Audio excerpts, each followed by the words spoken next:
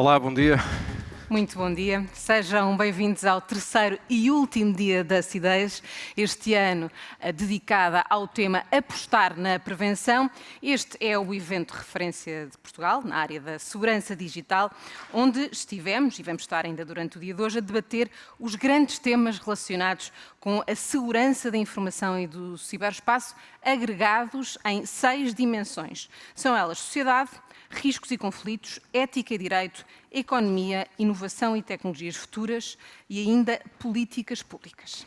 E foi sobre estes temas que ao longo destes já 2 dias, hoje o terceiro, aqui tivemos e estamos a ter debates, discussões neste espaço privilegiado para analisarmos, aprofundarmos os temas da segurança digital, contando com o empenho da comunidade nacional e internacional de cibersegurança ao nível do Estado, ao nível da academia, da indústria e da sociedade civil. Para quem não está connosco ao longo destes dias e só chegou aqui hoje, fica a saber que a discussão basicamente divide-se em 2 lugares. A sala 1, que é o local onde nos encontramos, e também a sala 2, para onde o Pedro vai de seguida para também dar continuidade aos trabalhos desta manhã. Desta manhã e desta CIDEIS de 2022, que é uma iniciativa do Centro Nacional de Cibersegurança, que este ano conta com o alto patrocínio da Presidência da República e com o apoio institucional da Câmara Municipal de Cascais e da Universidade do Porto. Aliás, a todos estes parceiros nós agradecemos o apoio e o empenho para darmos vida e força a esta iniciativa. E para a abertura institucional deste terceiro e último dia da CIDEIS, chamamos ao palco o Secretário de Estado da Digitalização e da Modernização Administrativa, Mário Campo Largo.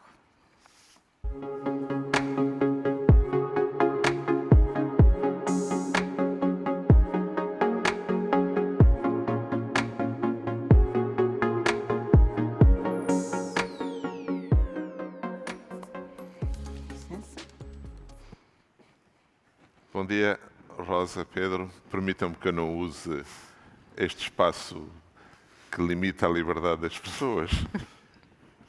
Primeiras palavras para me endereçar ao Sr. Diretor-Geral do Gabinete Nacional de Cibersegurança, também ao Sr. Coordenador do Centro Nacional de Cibersegurança, a todos os participantes desta conferência e a todos aqueles que eventualmente vão ver estas imagens a posteriori para refletirem sobre elas.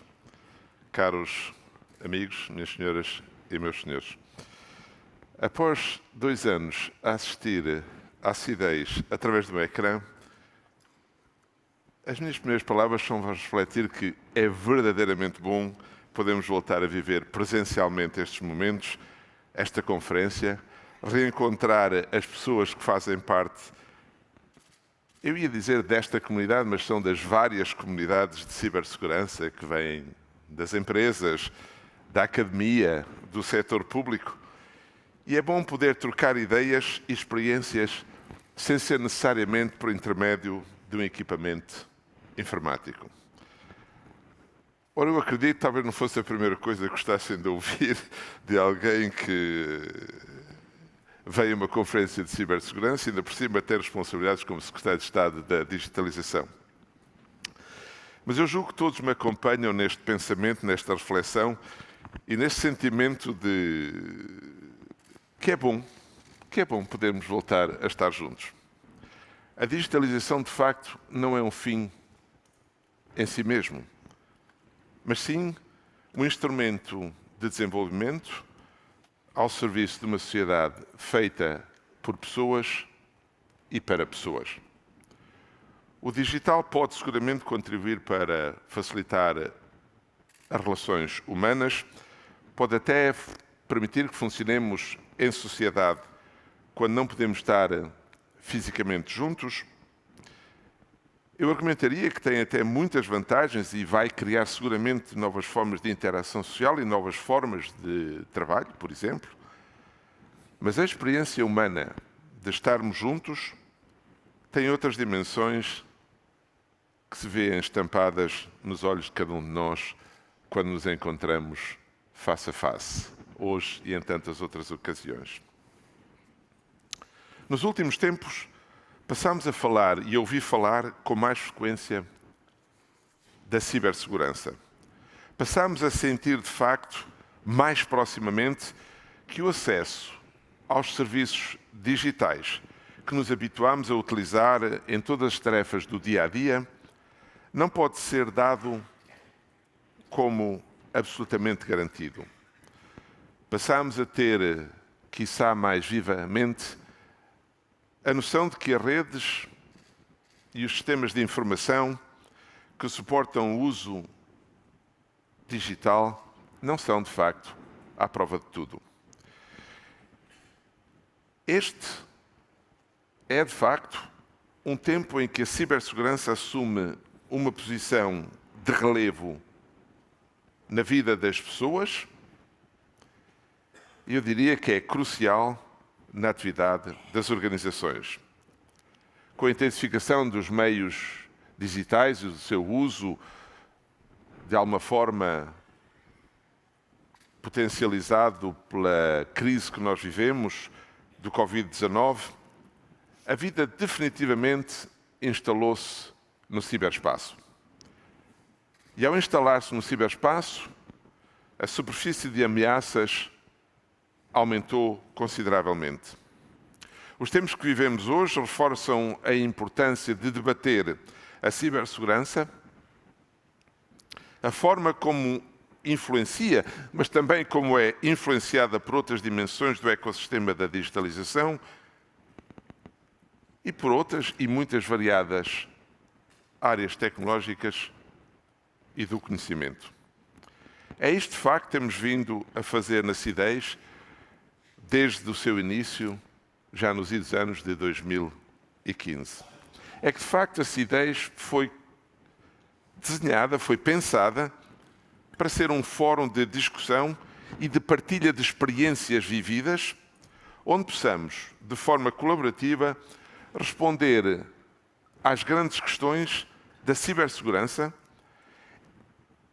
às grandes questões da cibersegurança sobre duas perspectivas, enquanto tema cada vez mais transversal na nossa sociedade e, ao mesmo tempo, enquanto dimensão fundamental para a transição digital, com muitas e profundas implicações na vida do dia-a-dia dos cidadãos e das nossas empresas, sejam públicas, sejam privadas.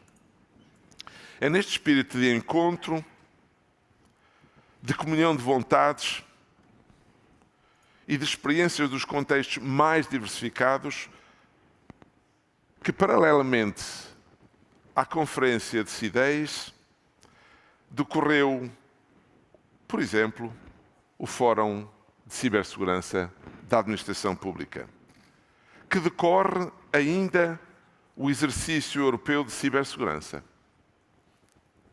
e que temos a honra de ter connosco representantes de alguns países irmãos de língua oficial portuguesa, parceiros numa cooperação que a todos beneficia. Permitam que a todos estes eu dirija uma saudação muito especial. Mas hoje, num contexto comunicacional em que os aspectos de cibersegurança aparecem quase todos os dias, podemos, de facto, ter passado a ouvir mais falar de cibersegurança. Mas é importante que tenhamos consciência, uma consciência coletiva, que em Portugal não foi só agora que começámos a olhar para a cibersegurança e a refletir sobre ela.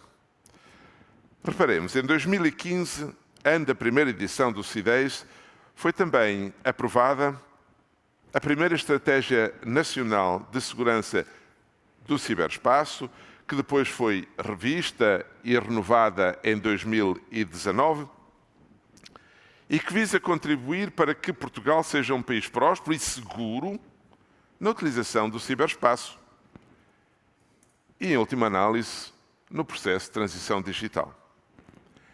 Em 2018, aprovámos um documento muito importante, o Regime Jurídico de Segurança do Ciberespaço, que de facto faz a transposição da Diretiva Europeia de Segurança das Redes de Informação, comumente conhecida como Diretiva NIS, criando as bases para uma governação de ciberespaço a nível estratégico, mas também a nível operacional, com a institucionalização, por exemplo, do Conselho Nacional de Cibersegurança, de Segurança no Ciberespaço, e a definição de que o CNCS passasse a ser uma entidade com funções de regulação, de regulamentação e de supervisão, a quem cabe fiscalizar o cumprimento do regime jurídico e aplicar as necessárias sanções. Em 2021, à luz deste regime jurídico, foi aprovada a legislação que estabelece as obrigações de organização interna e de adoção de requisitos de segurança informática para entidades que têm uma particular responsabilidade no contexto da nossa sociedade, ou seja, para entidades com responsabilidades em setores considerados particularmente sensíveis, operadores das infraestruturas críticas e dos serviços essenciais, como a saúde, o abastecimento de água, a energia, as comunicações, os transportes, bem como, em geral, as administrações públicas. Mas a ação dos poderes públicos em matéria de cibersegurança não pode e não deve ficar só pelos aspectos de legislação. É por isso que, desde a sua criação, o Centro Nacional de Cibersegurança, por exemplo, tem vindo a desempenhar um papel importante na resposta a incidentes de cibersegurança, em articulação com as demais entidades públicas, com competências na prevenção e na investigação criminal. O CNCS, Centro Nacional de Cibersegurança, tem também vindo a disponibilizar às empresas e aos cidadãos vários recursos que reforçam as suas capacidades de cibersegurança, promovendo boas práticas, por exemplo, através do Quadro Nacional de Referência em Cibersegurança, junto às empresas, junto às administrações públicas, e mais, realizando ações de formação e de treino em contexto profissional, através de cursos online, que, e acho que isso que é importante referir, desde 2019 já formaram mais de 100 mil pessoas. Eu penso que posso dizer que este trabalho tem tido consequências práticas muito evidentes. Uma dessas que queria ressaltar hoje é o facto do Índice Global de Cibersegurança, divulgado em 2021 pela União Internacional de Telecomunicações, como sabem, é um departamento das Nações Unidas, ter colocado Portugal a subir do 42º lugar em 2018 para o 14º lugar a nível mundial, entre mais de 194 países. O que, aliás, faz que, a nível europeu, tivéssemos passado de 25º para o 8º país. Isto revela, de facto, que Portugal tem feito muito.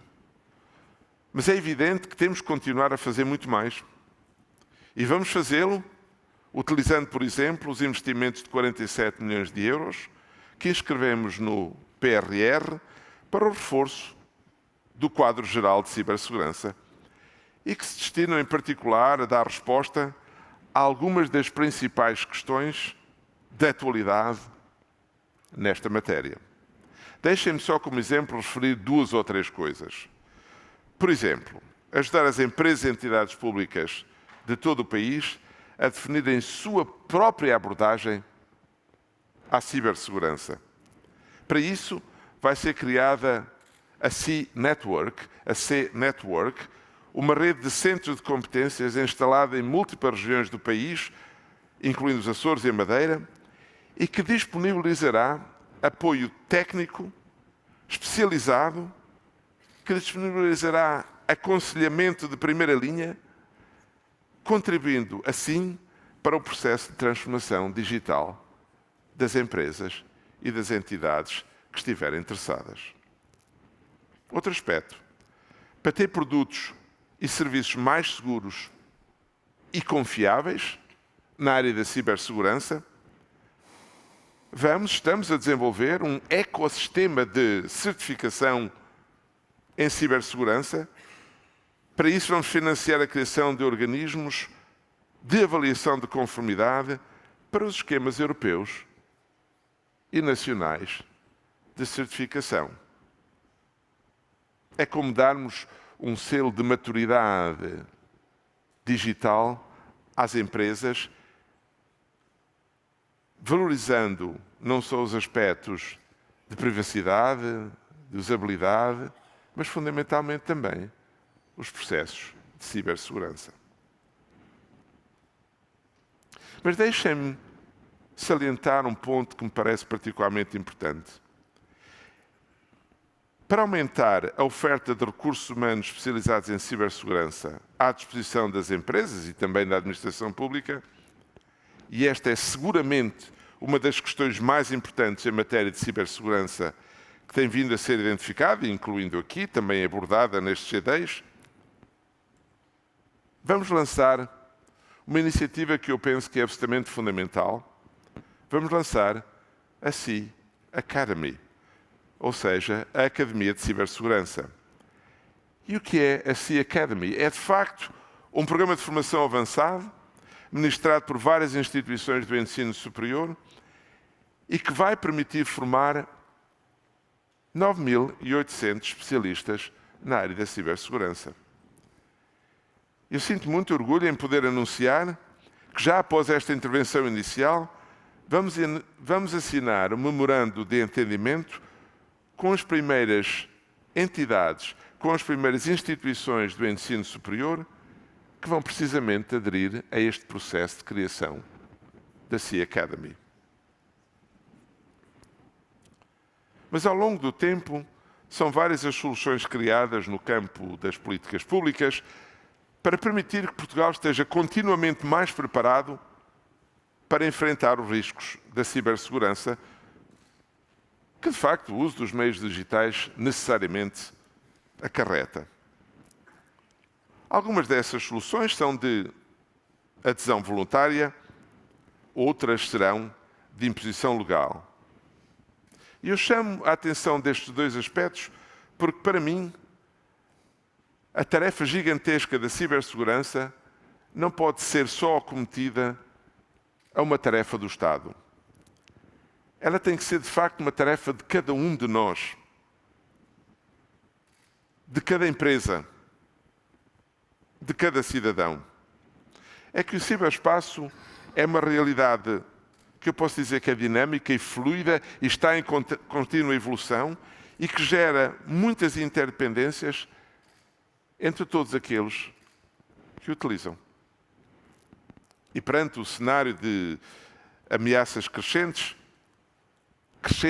e cada vez mais diversificadas, é verdadeiramente fundamental que todas as entidades, públicas e privadas, assumam na sua cultura organizacional e estratégica a cibersegurança como um componente fundamental para a sua atividade. Não só porque isso vai preservar o valor, tanto financeiro como reputacional, mas porque isso vai ser uma marca distintiva para a aceitação dessas mesmas empresas no contexto de uma sociedade digital que quer ser cada vez mais confiável. A prevenção começa, por isso, em cada um de nós, na nossa capacidade de antecipar os riscos, de os acolher e de os gerir. Falharmos em estar preparados é, de facto, na prática, prepararmos-nos para falhar.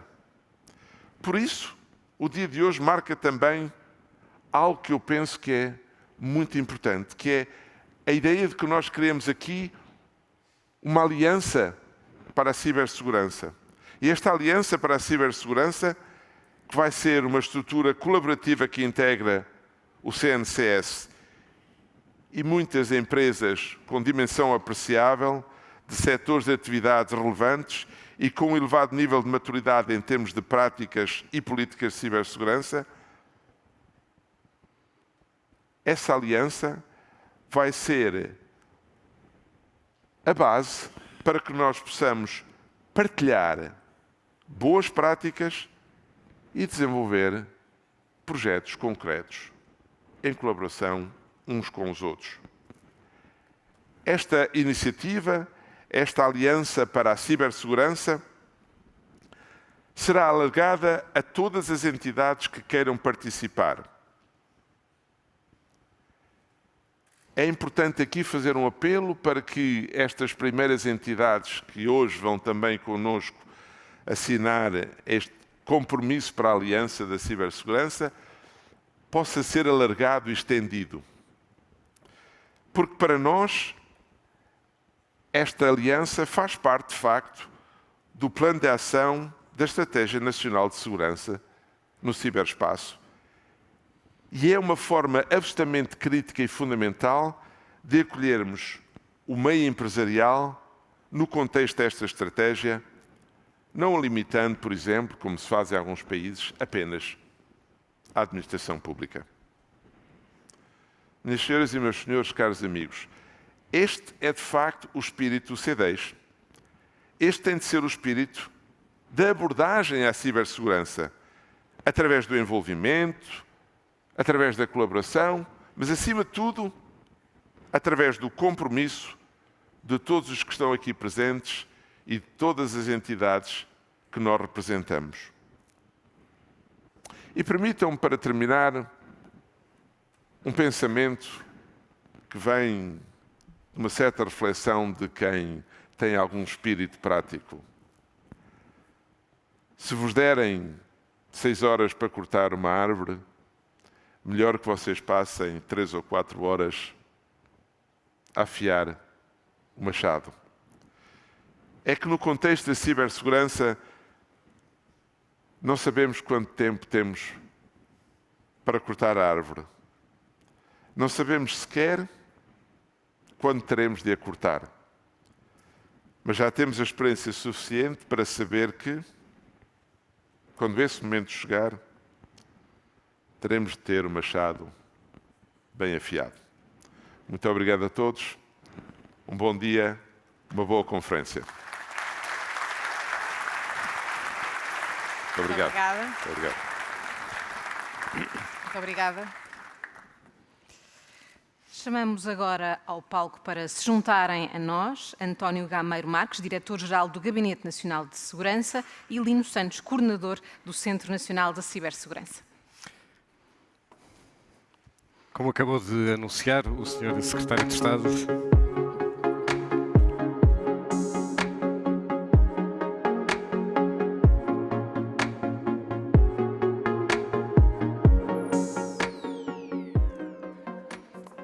dizia eu, como acabou de anunciar o Sr. Secretário de Estado, vamos ter agora um momento muito especial na CIDEIS 2022. Foi aqui na terça-feira que nós falámos precisamente e debatemos a CIA Academy, o novo projeto, o novo programa de formação profissional em cibersegurança e segurança da informação desenvolvido pelo Centro Nacional de Cibersegurança no âmbito do Programa de Recuperação e Resiliência. Ora, a CIA Academy prevê iniciar as primeiras formações no terceiro trimestre de 2022, com a finalização desta fase do projeto no primeiro trimestre de 2026. Este programa tem a ambição de estar presente em todos os distritos do país e por isso temos connosco hoje as instituições de ensino superior envolvidas. Convido por isso a juntarem-se a nós o pró-reitor professor José Vieira, da Universidade de Aveiro, já do Instituto Politécnico de Beja, convida que se junte a nós a Presidente Maria de Fátima Carvalho, da Universidade do Minho, o pró-reitor engenheiro José Fernandes, do Instituto Politécnico de Bragança, o engenheiro Tiago Pedrosa, da Universidade de Coimbra, o vice-reitor Luís Neves, do Instituto Politécnico de Coimbra, o pró-presidente para a transformação digital, o engenheiro António Paulino, da Universidade da Beira Interior, o vice-reitor, o Sr. Dr. José Páscoa, da Universidade de Évora, o engenheiro Joaquim Godinho, da Universidade da Madeira, o reitor José Fernandes, do Instituto Politécnico da Guarda, o presidente professor Dr. Joaquim Manuel Fernando Brigas, do Instituto Politécnico de Leiria, o pró-presidente professor Rui Rijo. E da Universidade Nova de Lisboa, a diretora em funções, professora doutora Margarida Lima Rego, do ISCTE, vice-reitor, professor doutor Jorge Costa, do Instituto Politécnico de Lisboa, vice-presidente, professor doutor António Belo, da Faculdade de Ciências da Universidade de Lisboa, a diretora da Faculdade de Ciências, o diretor da Faculdade de Ciências, professor doutor Luís Carriço, da Universidade do Porto, o vice-reitor, professor doutor Fernando Silva, do Instituto Politécnico de Santarém, o diretor da ESTG, professor Sérgio Cardoso, do Instituto Politécnico de Viana do Castelo, presidente Carlos Rodrigues, da Universidade de Trás-os-Montes e Alto Douro, pró-reitor para a Transição Digital, professor Dr. Hugo Alexandre Paredes, do Instituto Politécnico de Viseu, vice-presidente professor Dr. João Paulo Balula, do Conselho de Reitores das Universidades Portuguesas, professor António de Sousa Pereira, e da FCT e FCCN, presidente professora Helena Pereira.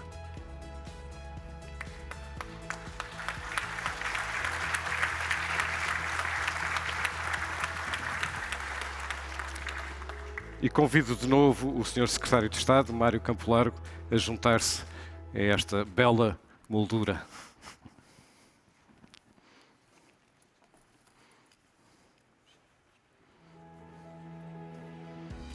Passamos agora à assinatura do memorando que formaliza esta parceria entre o Centro Nacional de Cibersegurança e a Academia.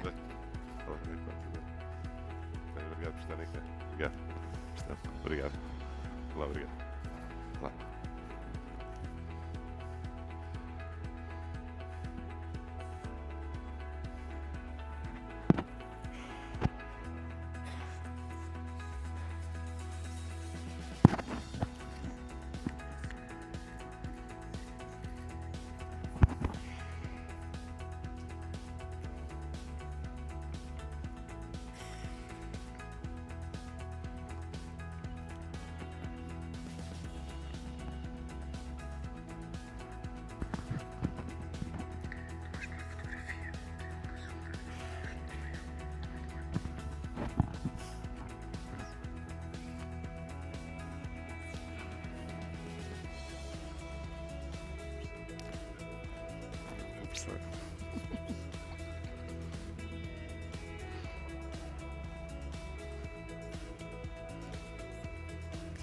E acho que agora sim posso dizer que está oficialmente lançado o programa de formação em cibersegurança.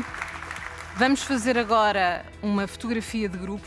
Informa ainda que no final vão poder recolher as pastas na zona da acreditação.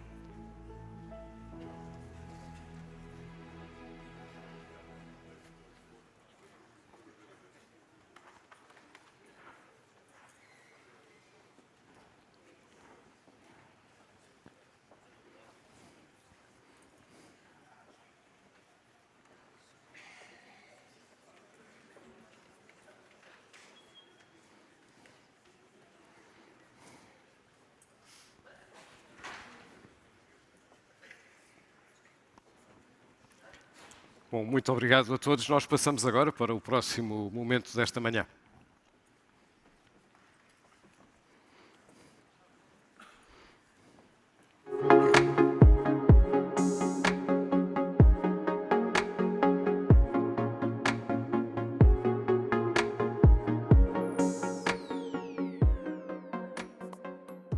E chamo ao palco Manuel Lianes, da NOS, para a apresentação da Aliança para a Cibersegurança. Obrigado. Bom dia. Sr. Secretário de Estado, caros Contra-Almirante Gameiro Marques, caro Lino Santos, senhoras e senhores, muito obrigado, desde logo, pela oportunidade de estar aqui ao Centro Nacional de Cibersegurança. 3 notas prévias aos poucos slides que tenho para partilhar convosco. Uma primeira para dizer que entendo que a cibersegurança é uma obrigação de cidadania empresarial e institucional que nós levamos muito a sério. Um segundo para dizer que este é um motivo de um enorme orgulho profissional poder fazer parte de uma iniciativa que tem esta dimensão, estes objetivos e que tem esta amplitude. E a terceira, para dizer, não se pode deixar de dizer que o Centro Nacional de Cibersegurança é, da nossa perspectiva, um exemplo da colaboração que se pode fazer, séria, sã, produtiva, entre instituições públicas e instituições privadas. Feitas estas notas, queria partilhar convosco aquilo que já ouviram e que não será novidade para ninguém nesta sala. Naturalmente, a proteção é vital para a continuidade no negócio, desde logo, que seja numa instituição privada ou pública, várias entidades, desde logo clientes, confiam em nós a sua informação para que nós possamos cuidar delas e ela passa a ser um ativo fundamental das empresas e instituições e cuidar delas é naturalmente uma obrigação, como tinha dito, da cidadania. E estamos perante, naturalmente, notícias recentes que naturalmente nos deixam a todos desassossegados de que isto não está com boa pinta, certo? E o clima internacional não ajuda naturalmente a que isto fique com muito melhor pinta. O que, a consequência prática, é de que temos visto e tem sido cada vez, entendo eu, mais visível e com mais exposição, um conjunto de ataques feitos a instituições de diversas áreas da sociedade portuguesa, com consequências graves que sofremos todos e, naturalmente, a que ninguém está imune. O número é de 124% de aumento dos incidentes registados entre 2019 e 2021, não será uma enorme surpresa. Nós estivemos presentes a defender, a ajudar, a tentar colaborar em muitas destas ocorrências e, portanto, também temos a noção de que na base disto tudo está uma coisa tão simples como um user e password que passou para onde não devia e a inexistência real ou prática de uma primeira linha de defesa no que diz respeito à autenticação mais forte. E, portanto, o que entendemos é que no mundo que estamos todos a criar, que é um mundo mais digital, mais interligado, com mais objetos ligados, a superfície, naturalmente, de ataque é maior.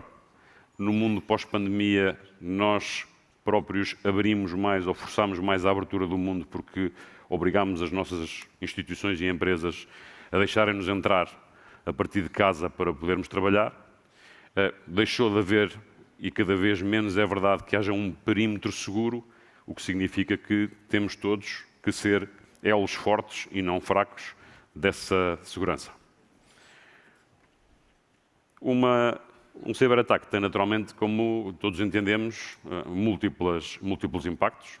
Desde logo, temos a obrigação de partilhar com as entidades que regulam quer a segurança dos dados, quer o ciberespaço, a obrigação de partilhar estes incidentes para que o sistema como um todo possa ser mais bem defendido. Naturalmente, estamos a pôr em risco a propriedade intelectual e o valor dos ativos das nossas empresas, mas eu acho que mais importante que tudo, estamos a pôr em risco a confiança das pessoas que nos deram informação para guardar. E esse é provavelmente o maior dano e o maior ativo de qualquer empresa e naturalmente é aquele que não queremos pôr em risco. E para isso, naturalmente, precisamos de ter uma abordagem completa a todo este tema. Não é só um tema que tem que ser resolvido, um sistema é tão forte quanto o seu elo mais fraco e, portanto, temos que garantir que adotamos as melhores práticas possíveis em todas as fases deste processo, da identificação, da proteção, da detecção, da resposta e da recuperação, para fazer com que tenhamos efetivamente cada vez mais empresas, mais instituições, mais pessoas mobilizadas para criar um sistema tão robusto quanto possível para minimizarmos justamente a fraqueza desses elos. Dois exemplos que eu gostava de partilhar convosco. Um é que estamos a fazer com algumas empresas um exercício de qual é que é a empresa mínima que é preciso recuperar, ou a instituição mínima que é preciso recuperar, e a ver em quanto tempo é possível recuperar essa empresa, instituição mínima, de acordo com recursos que não estavam afetos nunca antes a esse sistema. E a outra é de que, naturalmente, estamos a perseguir com um conjunto grande também de clientes a verificação de um conjunto básico de 12, digamos, funcionalidades que qualquer empresa de pelo menos determinada ou instituição de determinada dimensão deveria ter implementadas para garantir, digamos, os mínimos olímpicos da sua segurança e não deixar, pelo menos, por descuido, uma porta aberta. Como dizia, nós fomos desafiados pelo Centro Nacional de Cibersegurança para uma iniciativa que achamos que é fundamental, que é esta aliança, que já explicarei de seguida, mas que resulta sempre e necessariamente de um processo de colaboração. Um processo de colaboração entre quem tem a missão de zelar pela integridade de todo este tema a nível nacional e um conjunto de players privados, à semelhança do que se fez nos Estados Unidos, à semelhança do que se fez na Holanda, mas com a característica muito relevante de ter sido sempre esse, em Portugal, o mote do Centro Nacional de Cibersegurança. O mote da colaboração, da agregação de vontades e de um caminho conjunto que, se revela de forma muito saliente nos números que partilhou o Sr. Secretário de Estado do nosso progresso mais recente. E, portanto, do que vos venho aqui dizer é, como disse, com muitíssimo prazer e muitíssimo orgulho, que estamos aqui para criar uma aliança para a cibersegurança que visa fazer 3 coisas. A primeira, garantir que as melhores práticas do Sistema de Segurança Nacional são sintetizadas, que existem, são partilhadas e que estão disponíveis para todas as empresas. Em segundo lugar, que formamos todas as empresas e instituições, naturalmente que quiserem, mas faremos um esforço para o fazer, porque acreditamos que a boa informação e o conhecimento é um passo fundamental para a segurança acrescida de todo o ecossistema. E, por último, incubaremos neste espaço os projetos, e há muitos, em potencial claramente, os projetos que visem assegurar de forma transversal a segurança acrescida de todo este ecossistema. Acreditamos que há muitos, que o potencial é enorme, e acreditamos também que, naturalmente, com o patrocínio do CNCS, se criou aqui um grupo, digamos, bastante sólido de empresas fundadoras, nas quais nós temos o prazer de nos encontrar, e que vos passo a nomear: a ANA, o CTT, a EDP, a Fidelidade, a Galp, o Grupo Naveiro, a Jerónimo Martins, a José de Mel Saúde, a CIBS e a SONAI. Portanto, acho que é um grupo de fundadores iniciais, como se foi dito aqui, isto é um espaço aberto. A ideia é que se juntem a esta aliança muitas mais empresas e instituições, e a ideia é que, como resultado deste esforço conjunto, colaborativo, mas competente, possamos criar um espaço e um ciberespaço mais seguros para todos. Muito obrigado.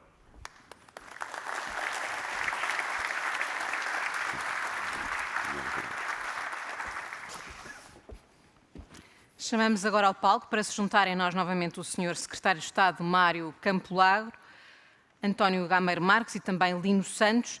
Eu vou pedir ao Manuel Yanes que ficasse connosco. Já não vou a tempo.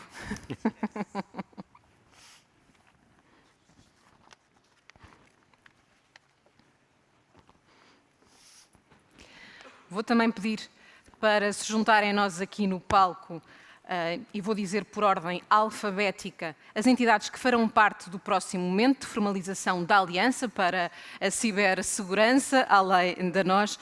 Convidamos a subir ao palco os representantes da ANA, João Anes, dos CTT, Nelson Tupete, da EDP, Paulo Muniz, da Fidelidade, Nuno Barreiras, da Galp, Luís Moraes, do Grupo Nabeiro, David Marques, da Jerónimo Martins, Nuno Galveias, da José de Mel Saúde, Inácio Brito, da CIBS, Pedro Norton Barbosa e da SONAI, o Pedro Cupertino Miranda.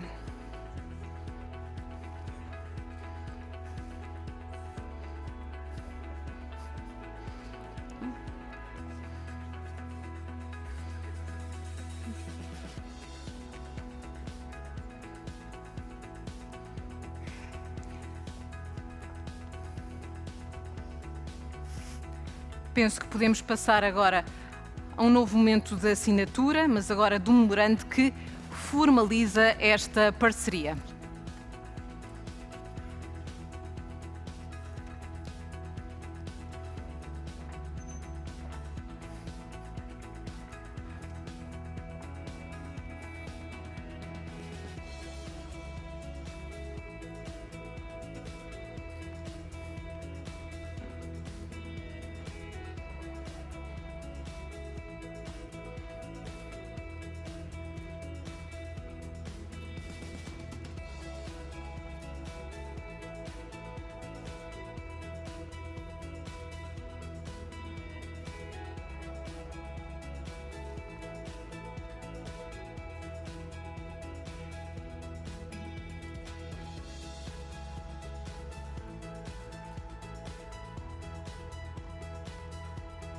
E está oficialmente lançada a Aliança para a Cibersegurança.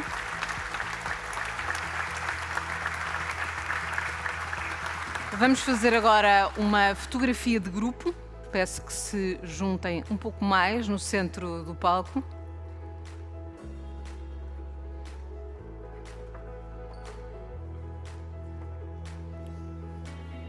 E informo que no final vão poder recolher as vossas pastas na zona da acreditação.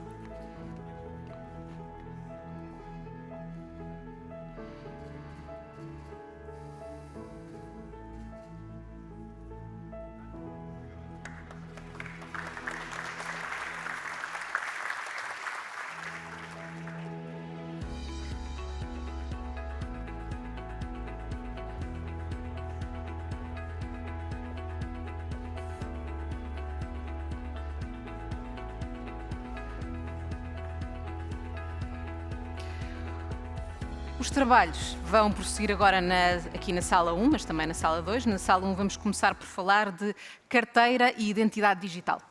E nós, na sala 2, ou aqueles que vierem para a sala 2 comigo, vamos, por usar a expressão do Sr. Secretário de Estado, vamos afiar o machado. Vamos seguir com o painel sobre a cooperação como indicador da maturidade. Rosa, deixo-te aqui, tenho muitíssimo boa companhia e até já. Obrigada, Pedro. Encontramos-nos no final. Até já. Bom trabalho.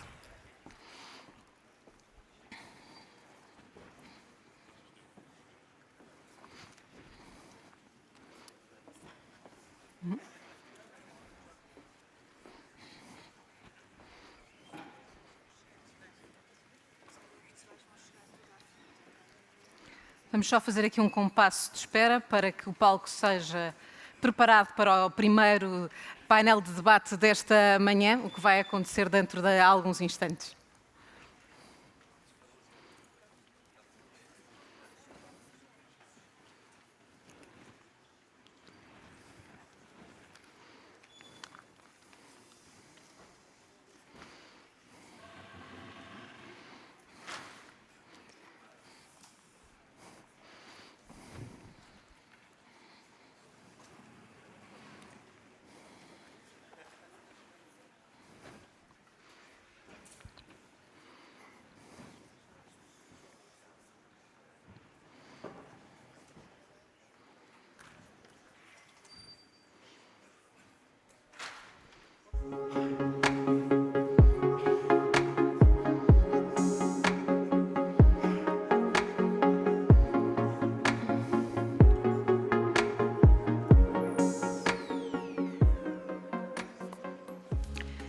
Para debater a carteira e identidade digital, convido a juntarem-se a mim o André Vasconcelos, da Agência para a Modernização Administrativa, o Carlos Ribeiro, do Instituto Superior Técnico, e também o Manuel Dias, da Microsoft. Muito bom dia, sejam bem-vindos.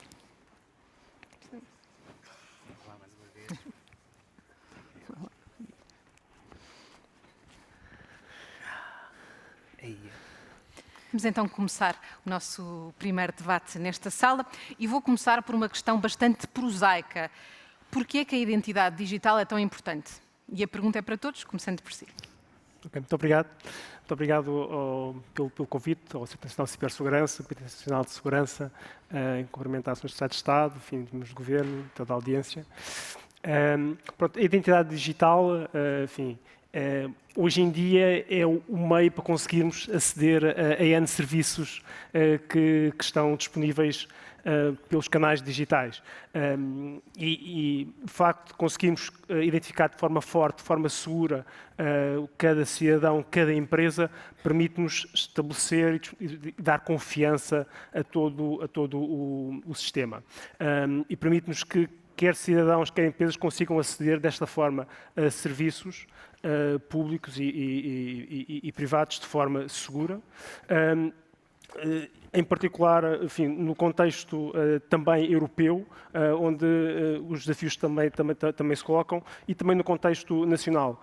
No contexto nacional, hoje em dia temos mecanismos que asseguram essa identificação forte, segura, quer o cartão de cidadão, que hoje em dia, desde 2007, está na carteira de todos nós, quer mecanismos como a chave móvel digital, que alia não só uma elevada segurança no contexto nacional e no contexto europeu, mas alia a elevada segurança a uma boa, uma excelente experiência do utilizador, uma elevada utilização. Pronto, e a identidade permite-nos, então, aceder a serviços públicos, identificarmos de forma forte, de forma segura, e com isso todo o ecossistema digital poder funcionar. É um enabler, é um building block para tudo o resto funcionar. Se não tivermos um deles, como no caso do building block de identidade digital, todo o resto do sistema, todos os serviços que a seguir dependem da identificação do cliente, do cidadão, do contribuinte, são colocados em causa. Carlos Ribeiro, faço-lhe exatamente o mesmo desafio. Muito obrigada. Eu estava aqui um pouco distraído com a audiência. É tão bom ver tanta gente interessada no tema de cibersegurança. É mesmo muito bom. Muito obrigado a todos por isso. Relativamente à sua pergunta, de facto, eu gosto muito de justificar as coisas com números. E nós, os últimos números indicam-nos que 80% dos data breaches no mundo acontecem por quebras de identidade.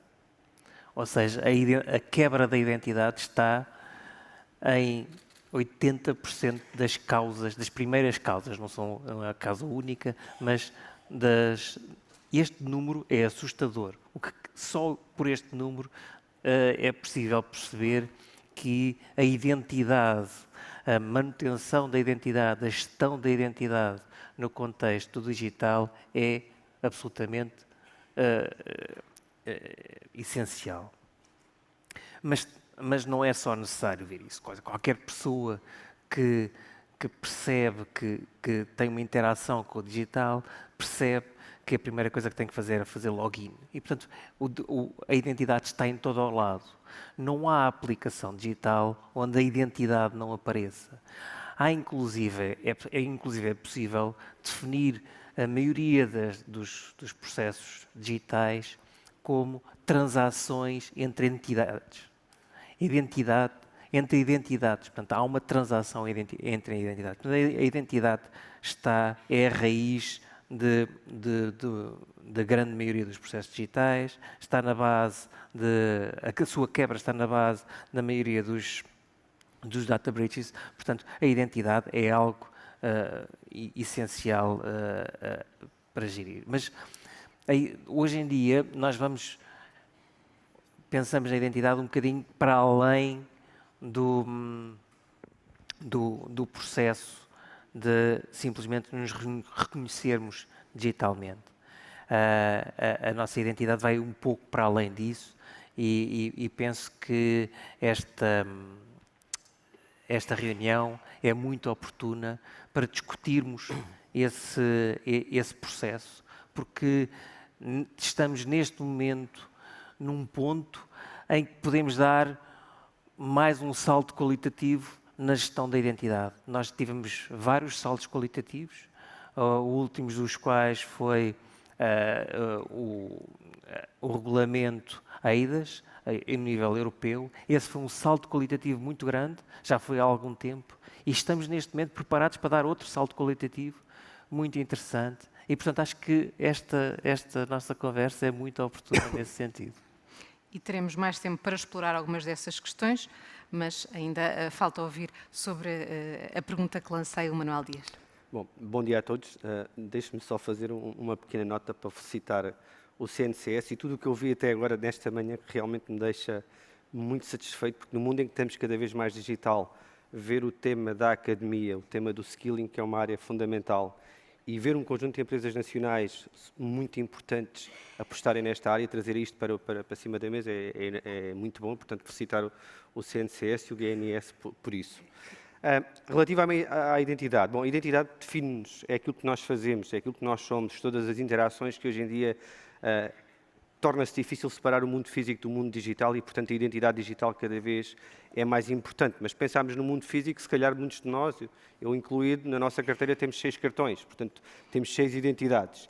Eu acho que se torna cada vez mais relevante por isso, porque nós ainda não resolvemos o problema da identidade digital. Nós continuamos hoje em dia a ter múltiplas interações, a interagir e a gerir N identidades em cada uma das aplicações, em cada um dos grandes providers, não é só nas redes sociais, mas com todos os serviços públicos e privados com que interagimos. Portanto, acho que esse é um tema importante, perceber como é que nós temos realmente uma identidade que nos define, que define as nossas interações e que depois responda a um conjunto de desafios que nós temos hoje em dia no mundo digital, e a cibersegurança, porventura, é dos mais importantes de todos, porque é ali que nós guardamos, tem que ser uma identidade segura, tem que ser uma identidade que nós controlamos, que não seja controlada por a Microsoft, deixem-me dizer, ou por a Google, ou por o Facebook, ou por todas as grandes redes sociais que, na verdade, acabam por ter toda essa nossa interação, que faz parte da nossa identidade. E, portanto, acho que é um tema importante para ser visto de forma transversal às múltiplas plataformas, que seja segura, que nós estejamos em controlo e, obviamente, quando falamos de cibersegurança, que seja imune a muitos dos data breaches, onde os nossos dados pessoais, onde as nossas passwords sejam expostas no mundo digital. E, portanto, cada vez mais isso é uma preocupação. Eu diria que não é a única. Nós falamos muito de identidade digital, mas quando falamos, e ontem veio o tema, a discussão das arquiteturas Zero Trust, a identidade é apenas uma das componentes. A infraestrutura, a rede, os dados, as aplicações, no fundo nós temos que olhar para todo este ecossistema de forma transversal e perceber como é que podemos realmente tornar seguro, eficiente, confiável, privado e controlado por nós enquanto utilizadores, porque eu diria que esse é o grande desafio. E é um enormíssimo desafio. Indo agora para questões mais técnicas, André Vasconcelos, qual é que é o enquadramento internacional e nacional do que está a ser feito e discutido no âmbito da carteira e identidade digital? Okay. Sim.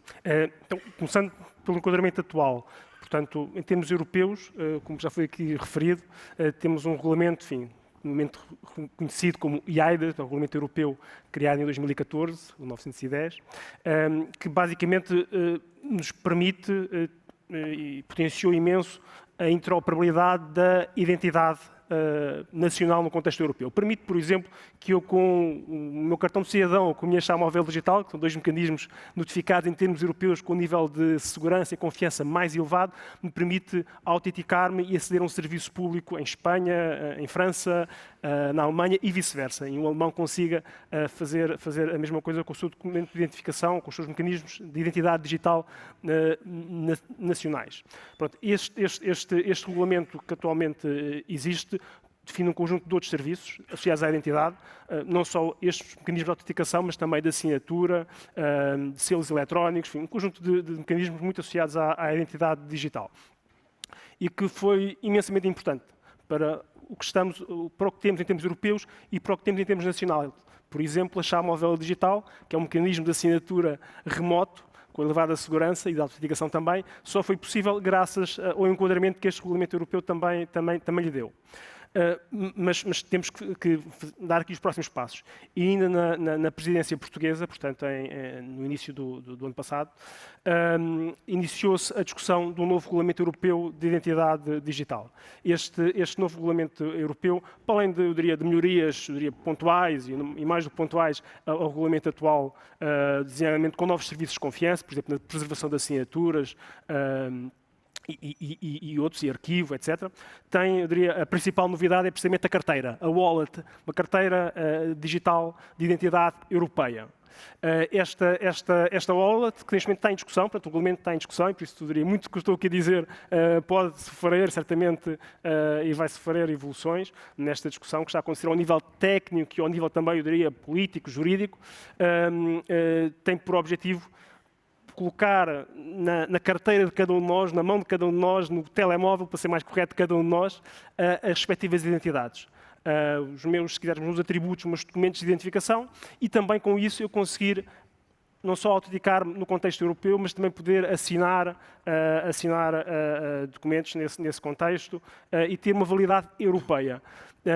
Se fizermos um bocadinho o paralelismo com o que estamos a fazer em Portugal, esse caminho é o caminho também que nós temos vindo a fazer, nomeadamente, enfim, não volto para não ir ao cartão de cidadão em 2007, mas com a chave móvel digital, onde disponibilizámos um mecanismo de autenticação e de assinatura para todos, e em 2019, com a app id.gov.pt, a nossa wallet, diria nacional, permitimos que cada um de nós, e espero que muitos de vós na audiência sejam utilizadores desta wallet, mas permitimos que cada um de nós tenha no nosso telemóvel os nossos documentos de identificação, os nossos atributos, o nosso cartão de cidadão, a nossa carta de condução, o nosso documento único automóvel, o nosso cartão de funcionário, etc. E com essa wallet poder interagir no mundo físico, portanto trazer para o mundo físico o digital, e daí eu diria há aqui uma digitalização do físico também, mas também no digital poder usar esta wallet. E este regulamento vem-nos permitir, olhando para o componente, enfim, um bocadinho egoísta portuguesa, vem-nos permitir que esta nossa wallet possa ter validade europeia, posso não só usá-la em termos nacionais, e atualmente com a legislação nacional temos cobertura para deixar a minha carteira em casa, a minha carta de condução e andar só com o meu telemóvel, com o meu cartão de cidadão no meu telemóvel, mas vem-nos permitir também o regulamento, enfim, quando se for aprovado, que isto possa ser feito no contexto europeu e possa andar com o meu telemóvel, com a minha identificação, com os meus atributos neste contexto. Mas, como disse, ainda não foi aprovado, ainda está numa fase de discussão. É um assunto relativamente consensual no seio dos Estados-membros? É consensual que a temática da identidade digital é uma temática extremamente importante.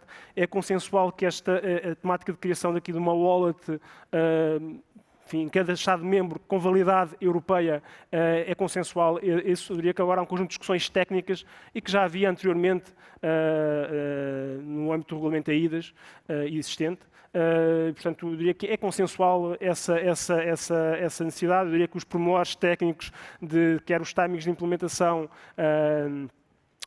quer os mecanismos que estão associados, quer o peso mais público, mais privado nestas wallets, etc., são obviamente pontos de discussão e de definição que estão neste momento em curso. Passando novamente ao Carlos Ribeiro, pergunto-lhe que perspectivas e que novas possibilidades se abrem, eventualmente, com a aprovação desta carteira digital europeia.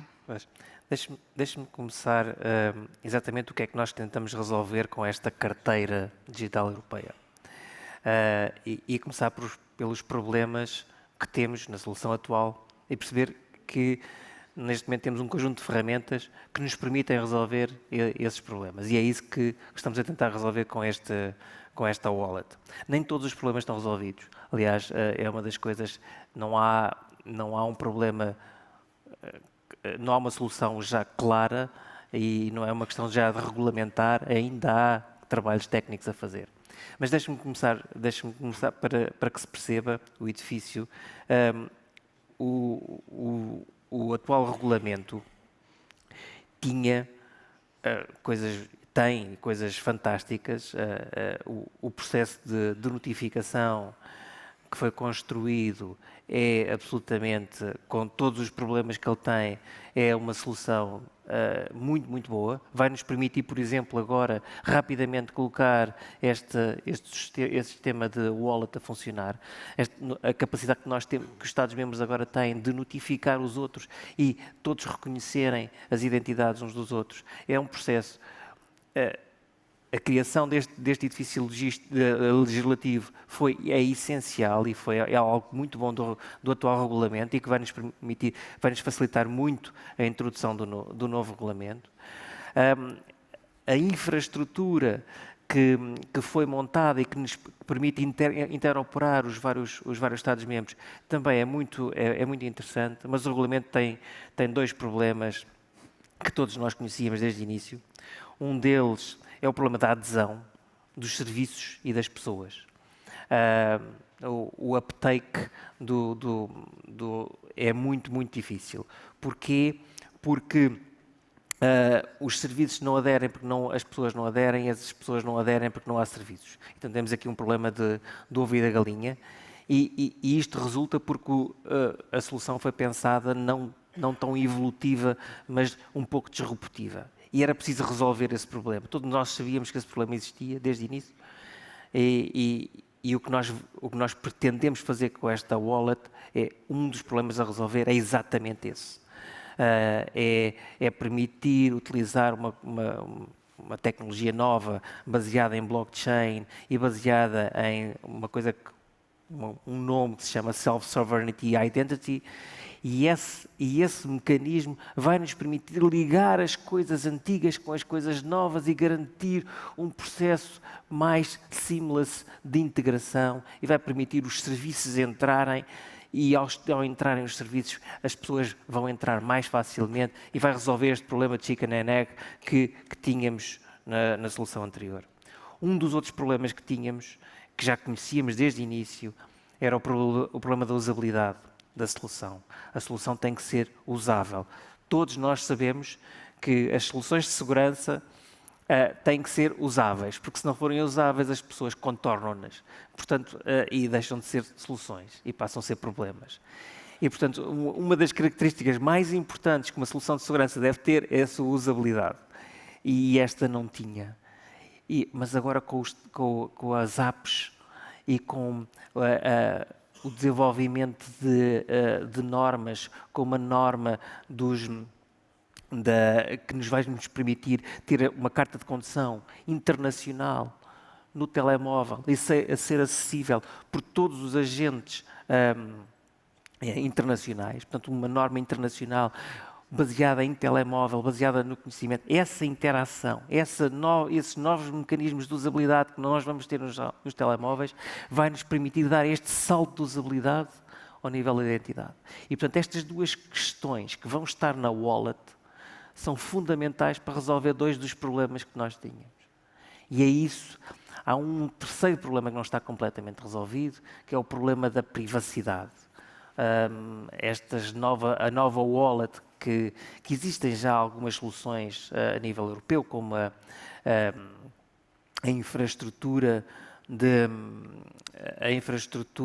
identidade, a framework de identidade baseada na solução de blockchain europeu que existe na framework de blockchain europeu. Essa solução já permite fazer muitas destas coisas que eu estou aqui a dizer. Não permite outras. E, em particular, é preciso resolver o problema da privacidade, porque, neste momento, a solução que existe para resolver o problema de privacidade nessa wallet em particular ainda não é a melhor. Mas tem havido desenvolvimentos muito grandes nos últimos tempos, liderados pelas moedas digitais, não é? Portanto, temos as moedas digitais a pressionar e, portanto, os desenvolvimentos acontecem nestas áreas muito rapidamente e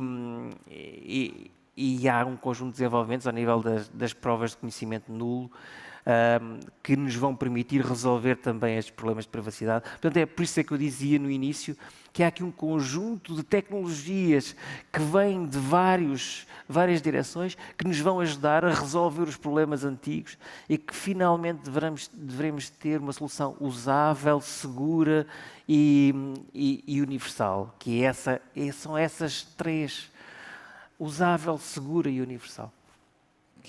Manuel Dias, os prós são bastantes mais do que os contras no desenho que ainda está a acontecer desta carteira. Sem dúvida, sem dúvida. Eu acho que quando nós olhamos para o estado atual, e permitam-me partilhar aqui um relatório técnico, não é comercial, que a Microsoft faz todos os anos sobre o estado da defesa digital no mundo todo. E, portanto, não falamos só da Europa, falamos no mundo todo. Nós monitorizamos isso à escala global, recolhemos mais de 21 trilhões de sinais todos os dias sobre os vários padrões, entre os quais a identidade é dos mais importantes. Nós temos por dia 21 bilhões de autenticações que são feitas na nossa plataforma cloud, nos mais diversos serviços. Mas olhando para os bilhões de autenticações, só estou a tentar repetir o número para perceber. De autenticações. É muito difícil de imaginar. São 21 bilhões de autenticações, estamos nesta altura cerca de 600 milhões de utilizadores ativos todos os meses na Azure AD, para aqueles que sabem o que eu estou a dizer. O que é facto é que, apesar disso tudo, nós temos mais de 1 bilhão de pessoas, e isto são números públicos, que não têm uma forma simples de identidade digital que lhes permita aceder a serviços bancários, a serviços públicos. Portanto, apesar dos desenvolvimentos tecnológicos, de falarmos do blockchain, de falarmos da cloud, ainda existe uma grande fatia, se calhar não é em Portugal que está a fazer um caminho, quanto a mim, bastante à frente em termos de digitalização, mas ainda vemos muitos, pelo mundo todo, ainda vemos muitas regiões onde a identidade digital, tal como nós as conhecemos, e podemos ter N, eles não têm. E esse é um ponto. E, portanto, os prós são bastante. Dar acesso a essas comunidades que não têm acesso aos serviços, porque, na verdade, muitos destes serviços são à escala global e a identidade digital é fundamental, mas a partilha, efetivamente, das boas práticas, das plataformas. Realmente, a Microsoft está há mais de 2 anos a trabalhar num conjunto de grupos, entre os quais o W3C e a DIF, a Decentralized Identity Foundation, no sentido de perceber como é que, olhando para esta comunidade que nós temos hoje em dia, de milhões de utilizadores no mundo corporate e no mundo do consumo, como é que se pode integrar com uma wallet à escala europeia, mas não só, como é que podemos olhar à escala mundial e aderir a estándares abertos, a plataformas como o blockchain, que realmente traz-nos vantagens de ser um registro imutável, descentralizado, seguro, sem uma falha central de segurança que nós acabamos por ver, seja em qual plataforma for. Na verdade, se falhar aquela plataforma, é um registro central da identidade e, portanto, eu tenho ali uma falha. Portanto, acho que do ponto de vista tecnológico, há muitos prós que nós podemos, tal como hoje em dia temos esses prós na tecnologia digital.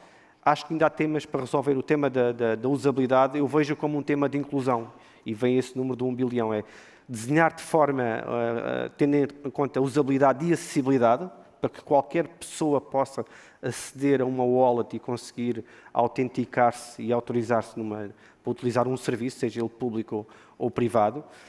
Ao nível das organizações também há muitos prós. Na verdade, o que nós queremos dentro do mundo corporate é ter uma identidade confiável e segura, venha ela de onde vier, porque nós hoje em dia saímos do perímetro das empresas e todos trabalhamos de diversos locais, de diversas plataformas, de diversos devices.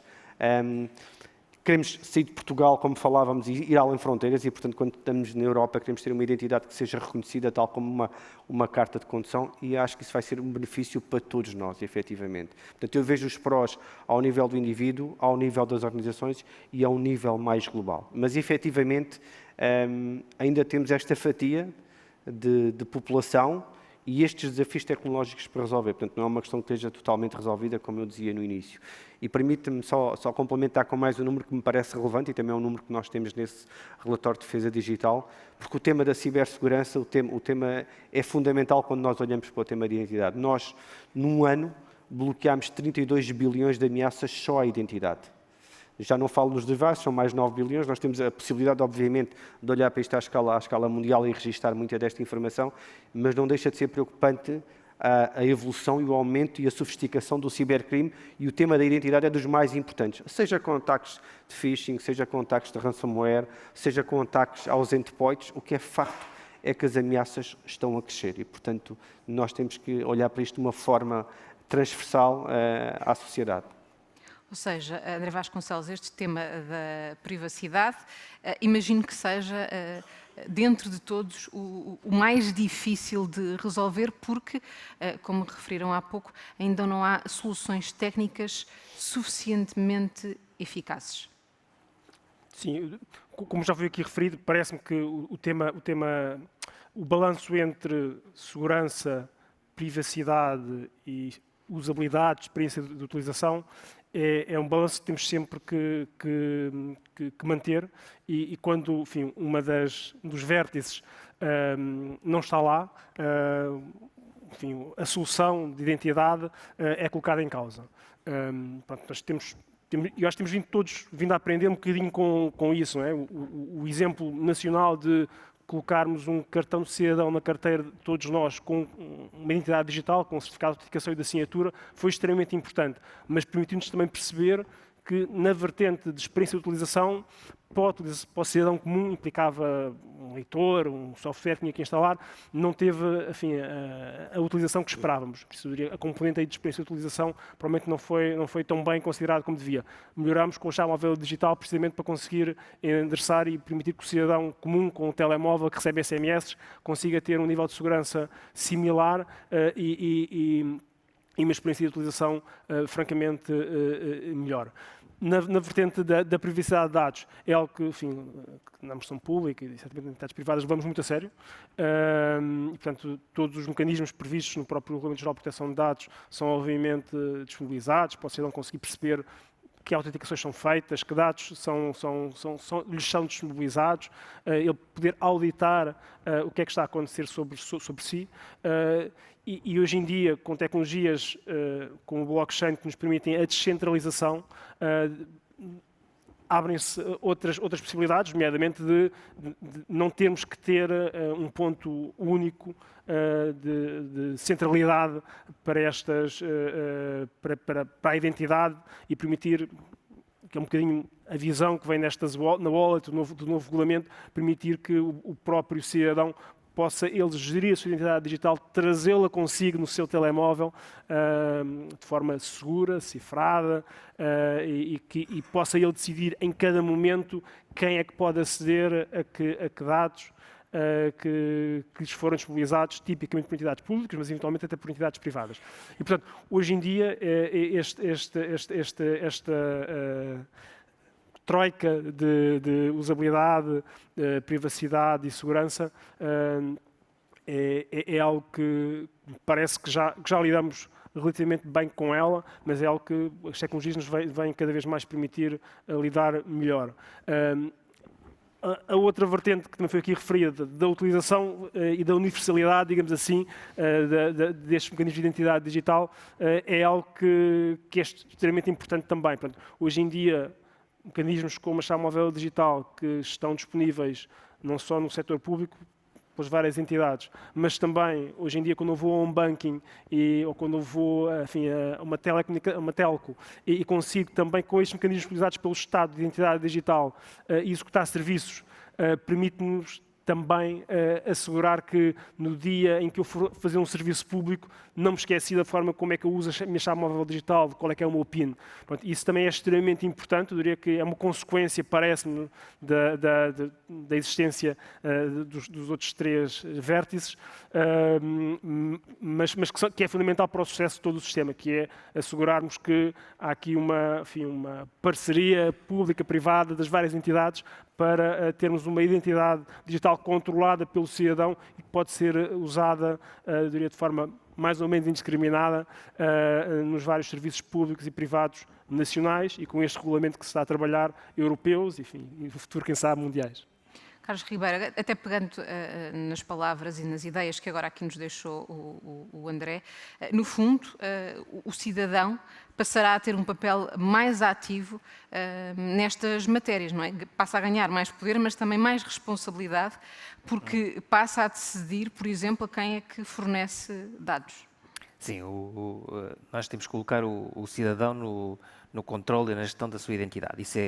Isso é absoluto. Não é muito fácil, porque temos que fazer isto garantindo que o cidadão não tem que perder a usabilidade no processo. E não é trivial. E temos que fazer mais qualquer coisa ainda. Nós temos que colocar os cidadãos alerta. Neste momento é um dos grandes desígnios, não só na gestão da identidade, mas na área da cibersegurança, é fazer com que os cidadãos estejam alerta. Porque um dos grandes problemas é que nós queremos que os cidadãos tenham conhecimentos de cibersegurança e se defendam contra a cibersegurança. Mas uma das coisas que eu aprendi enquanto professor é que não se ensina, aprende-se. E para conseguir que os cidadãos aprendam a defender-se, a forma mais interessante que nós temos é desafiá-los. E desafiá-los a estarem sempre alerta. Ou seja, nós temos que convencer os cidadãos que eles vão ser atacados. Só não sabem quando. Mas vão ser atacados. E a partir do momento em que nós conseguimos convencer os cidadãos que eles vão ser atacados, só não sabem quando, vamos passar a ter cidadãos alerta. Vamos ter cidadãos que vão desconfiar e que vão resolver os problemas. E que, quando forem atacados, vão estar preparados para resolver o problema. Não vão ser apanhados desprevenidos. E esta, quer na gestão da identidade, ou seja, quando damos esse poder ao cidadão de gerir a sua própria identidade, quer na gestão da sua vida digital, é o grande desígnio que nós temos todos nós que estamos aqui nesta sala. É conseguir colocar os cidadãos alerta. Cidadão alerta é cidadão preparado. E isso é fundamental. Ou seja, dar este poder ao cidadão, nós também temos que lhe dar esta capacidade. E isso é algo que eu ainda não sei muito bem como se faz, mas tem que ser eles a aprender e não nós a ensinarmos. Porque não vale a pena. Esse parece ser um desafio também, colossal, porque então se nos centrarmos em Portugal e culturalmente somos bastante mais reativos do que proativos, achamos sempre que um ataque vai acontecer a outra pessoa que não nós. Sem dúvida, sem dúvida. Aliás, a melhor forma de colocar alerta é ser atacado. A partir daí fica alerta, não é? Mas eu acho que é um desafio enorme sensibilizar os cidadãos e sensibilizar as empresas. E, portanto, por isso é que eu acho que esta iniciativa da Sea Academy é fundamental. E antes de chegar ao cidadão, começar pelas empresas. Porque os dados, os assets digitais que hoje em dia estão na maior parte das empresas que são digitais, o tema da segurança é fundamental. E muitos dos colaboradores ainda não estão sensíveis para isso. E, portanto, acho que há aqui um trabalho a fazer do mundo corporate e depois na sociedade em geral. No mundo corporate, dou-vos só um exemplo que eu acho fascinante. Nós, na Microsoft, colocámos isso dentro das nossas ferramentas há uns meses atrás, que é a simulação de ataques. E, portanto, aquilo que nós fazemos, e existem mais ferramentas, nós aí temos um papel muito relevante pela capilaridade que temos nos vários tipos de empresas, que é simular ataques aos colaboradores dentro da empresa durante um mês, de forma aleatória, com vários tipos de ataques, e depois ter essas métricas todas ao nível das equipas da IT, para que elas possam perceber o nível de maturidade digital em termos de cibersegurança, mas, acima de tudo, cada vez que alguém clica num link ou expõe a sua identidade, automaticamente tem um pequeno vídeo, ou uma peça de conteúdo, que lhe explique porque é que fez. Porque nós, muitas das vezes, somos atacados e nem percebemos como. Só sabemos que fomos passado algum tempo. E, portanto, a componente de ensinar, de me dizer o que é que eu fiz mal, acho extremamente interessante. E depois, inclusive, é monitorizar quem é que fez essa formação. E essa formação é, se calhar, ver o que é que eu não deveria ter feito. Portanto, é uma mensagem muito simples. Acho que isso é particularmente interessante para as empresas. Acho que é mais difícil fazê-lo à escala da sociedade, porque nas empresas, obviamente, eu tenho identidade e, portanto, eu consigo perceber e diagnosticar e monitorizar o que está a acontecer. Do lado da sociedade, para além dos alertas, eu acho que, e o CIDEIS muito tem contribuído para isso, para colocar no topo da agenda de todos nós, não só das empresas, da importância da nossa higiene de cibersegurança. E, portanto, seja através de academias, seja através de cursos, seja também, e eu vejo isso muito nas universidades, a necessidade de termos cada vez mais conteúdos, cadeiras, cursos nesta área, não só na componente tecnológica, porque as pessoas que estão na área tecnológica estão muito mais despertas para isto, e porventura aqui 80% ou 90% estão mais nessas áreas e dominam o tema, mas também na camada C-level, na camada de quem decide, e ter este tema da literacia, da sensibilização, do estar alerta desde o topo das empresas, para que isso depois possa vir mais para baixo na cadeia. Portanto, acho que é um desafio muito grande nas empresas, com uma importância enorme, porque estamos a falar de assets e do core business das empresas.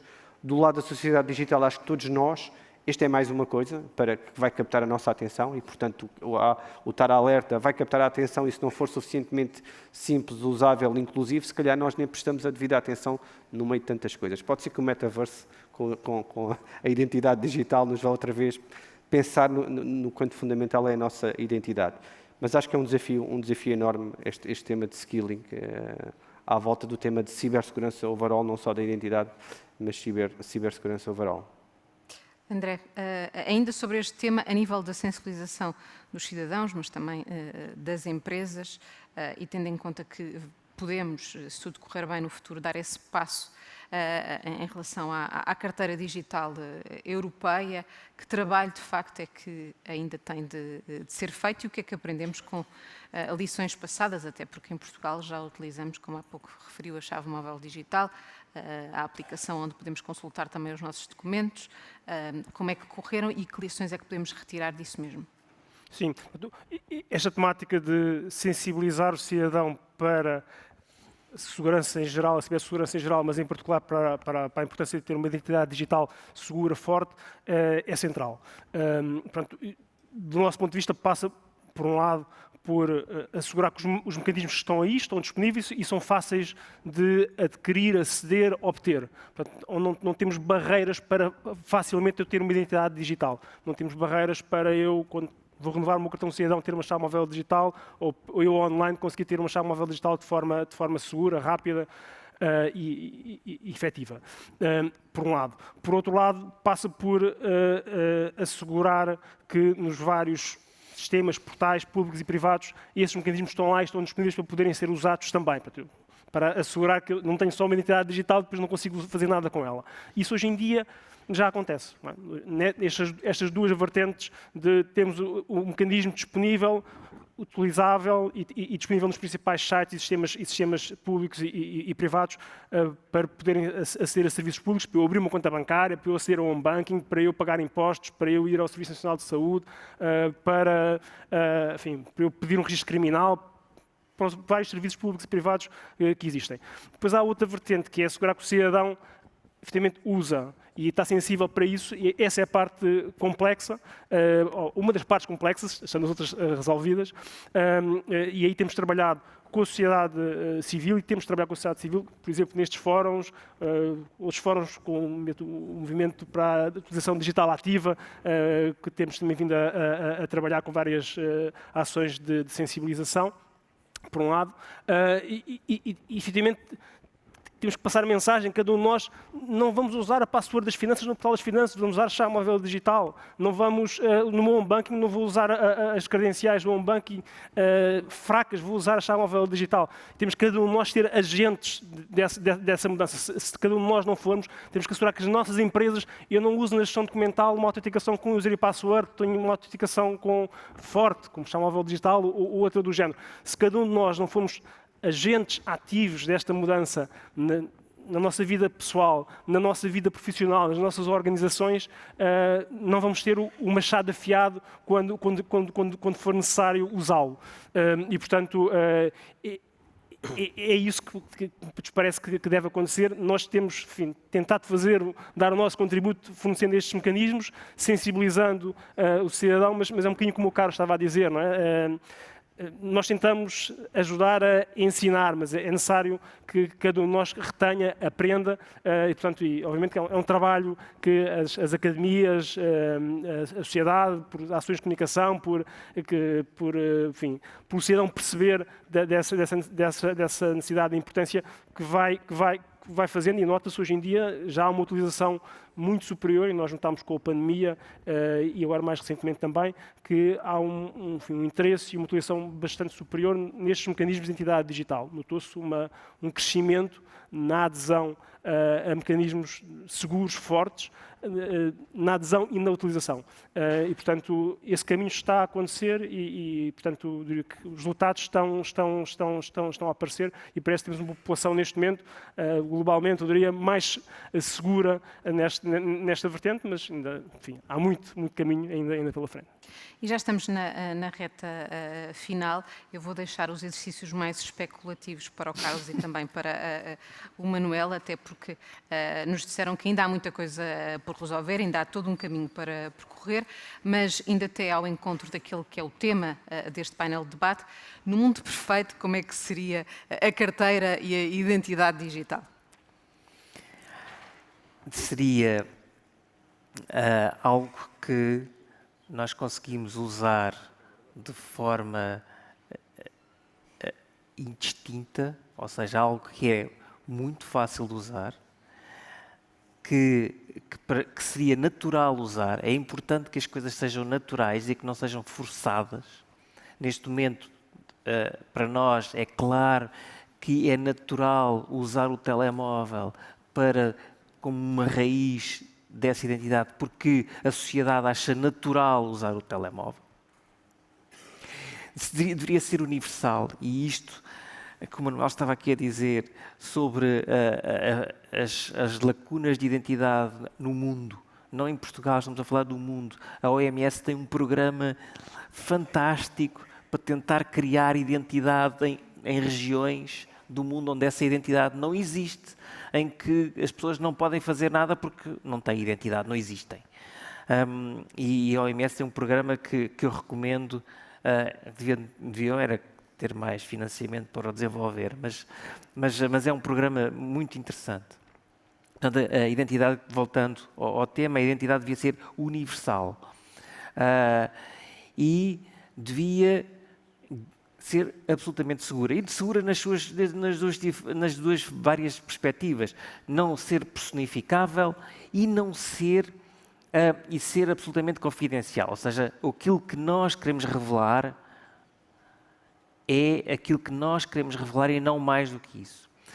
E isto é extremamente difícil. Esta questão da privacidade é muito difícil. Porquê? Porquê é que é assim tão difícil? Porque o mundo está todo ligado. Nós temos informação de auxiliar, e quando juntamos essa informação auxiliar daquilo que conhecemos das pessoas à informação que obtemos desta identidade, conseguimos saber muito mais das pessoas do que aquilo que nós pensaríamos. E, portanto, a privacidade da identidade das pessoas nos sistemas é muito complexa de garantir, exatamente pelo facto de todos nós temos informação auxiliar ou conseguimos obter informação auxiliar. E a composição desta informação auxiliar torna isto difícil. É verdade que existem técnicas fantásticas, estatísticas de differential privacy e afins, mas temos que trazer isso da academia para o cidadão. E isso aí ainda não passou. Não passou, pelo menos, para a identidade. Passou por outras áreas, mas não para a identidade. E no escasso minuto que nos resta, deixo para o Manuel dizer aquilo que lhe apraz, se quiser fugir ao tema e terminar com uma nota final, até porque tem menos tempo, dou-lhe esse... Sim, não controlou o meu tempo, como nos debates. Mas a primeira nota, acho que já falei um bocadinho sobre ela, não me vou alongar, é o tema do skilling, que eu acho que é absolutamente crítico para o país, para a sociedade. Não só para as empresas, mas para a sociedade. E, portanto, vejo a C Academy vejo como iniciativa, entre outras, mas sem dúvida alguma acho que pode ter um contributo enorme. Acho que o segundo tema, se calhar a nota, é que temos que nos mobilizar. A tecnologia atinge um estado de maturidade quando nós não nos apercebemos que estamos a usar a tecnologia, é quando ela atinge um estado de maturidade. E hoje Para muitas pessoas ainda é muito difícil fazer uma autenticação, usar a chave móvel digital, apesar de ser simples. Portanto, há aqui um tema de mobilização e trazer a importância do tema para a sociedade em geral, seja com campanhas de marketing, seja com fóruns de discussão, com think tanks. Acho que esse tema está associado um bocadinho ao tema do skilling. O outro tema é ter alguns, e olhando para um mundo mais empresarial, olhar para as PMEs, que eu acho também é um ponto importante, estes centros de competências que foram anunciados também, tenho bastante curiosidade em perceber, porque eu acho que aí também é algo que nos falta. Se calhar as grandes empresas têm um CISO, têm um DPO, conhecem as boas práticas, têm o software, mas depois quando olhamos para empresas mais pequenas, muitas das vezes isso é apenas visto como um custo. E não é um custo, porque hoje em dia nós vimos nos últimos tempos, infelizmente, ataques a grandes empresas, que se calhar não pensaríamos que fosse assim, e a pequenas empresas. E, portanto, também olhar para o nosso tecido empresarial e perceber como é que nós podemos atuar nos vários segmentos. E acho que esse caminho está a ser feito, mas acho que é um ponto também bastante relevante. Muito obrigada aos três. Foi um gosto ouvir-vos esta manhã. Fazemos agora uma curta pausa. Voltamos, creio eu, por volta das 11h30 da manhã. Até já.